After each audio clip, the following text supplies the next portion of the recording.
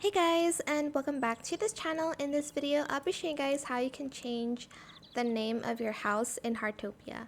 So go and press your watch here. Oh my gosh, sorry, I just alt tabbed. And then you are going to go to settings, go to home settings, and here's where you can change your home name, edit name, and just change your home name to whatever you want and just press done. I think if you aren't friends with them, they won't be able to see your home name. So the only person who can see your home name is you and people you add. So if you did like unfriend them or whatever, it's not going to show up. It's going to show up as like something else. So for instance, here I'm not friends. It's going to show up as Natural Hobbies Home because I'm not friends with them, but it's going to look different if I were friends with them.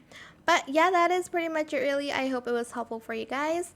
Don't forget to like, comment, share, and also subscribe to this channel if you haven't done that already. If you have any more questions about this video, just leave it in the comment section down below. I will try my best to answer them all for you guys, and if you found this video helpful, please click the thanks button as well.